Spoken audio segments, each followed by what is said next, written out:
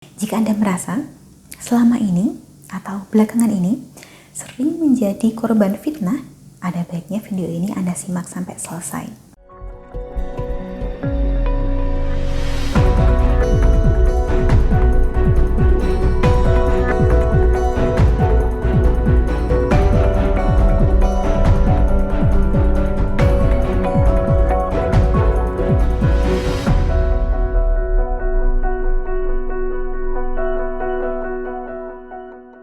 Salam Rahayu, dengan saya Dewi Sundari. Apa kabar Anda? Saya doakan semoga selalu sehat dan senantiasa diberikan kemudahan serta kelancaran dimanapun Anda berada. Jika Anda merasa selama ini atau belakangan ini sering menjadi korban fitnah, ada baiknya video ini Anda simak sampai selesai. Sebab bahasan kita kali ini kaitannya soal itu. Ada orang yang tidak berbuat salah apa-apa, tapi sering menjadi korban fitnah yang merusak. Entah itu di lingkungan rumah maupun di lingkungan kerja. Hal semacam ini sering diceritakan kepada saya.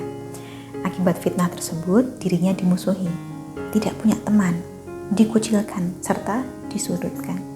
Sebagian besar dari mereka yang mengalami hal ini menuturkan bahwa fitnah tersebut awalnya berasal dari satu orang. Satu orang ini menyebarkan omongan kemana-mana hingga lama-kelamaan makin banyak orang memusuhi kita.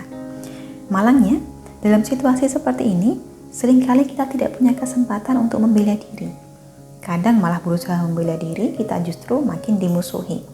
Dalam hasanah kejawen, inilah yang disebut sebagai sengkolo cengis, yaitu suatu rintangan hidup yang menyebabkan kita selalu difitnah orang, diberitakan tidak benar. Sengkala ini muncul bisa jadi karena bawaan lahir, pikiran buruk kita, bisa juga karena karma masa lalu maupun perbuatan sia-sia, atau bahkan ulah orang yang kurang suka. Untuk mengatasinya, hawa buruk yang menyebabkan sengkala ini perlu kita bersihkan dulu lewat proses ruwatan. Ruwat artinya lepas.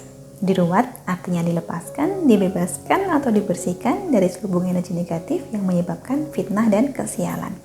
Cara paling mudah untuk melakukan ruwatan ini adalah dengan menggunakan garam pengeruat. Terlebih dulu, kita bantu ritualkan dari sini garamnya sesuai nama dan tanggal lahir Anda. Setelah ritual selesai, garamnya kita kirimkan ke alamat Anda. Begitu Anda terima, campurkanlah garamnya ke dalam air, gunakan untuk mandi sambil baca doanya. Itulah cara paling mudah untuk melakukan ruwatan jarak jauh.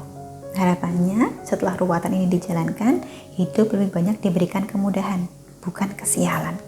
Dan bila ingin tahu pengalamannya mereka yang sudah pernah ruwatan, bisa Anda simak di layar.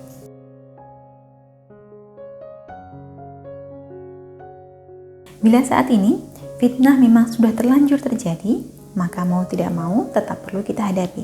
Sambil kita melakukan ruwatan, semoga kedepannya tidak terulang lagi. Manakala berhadapan dengan fitnah, jagalah emosi.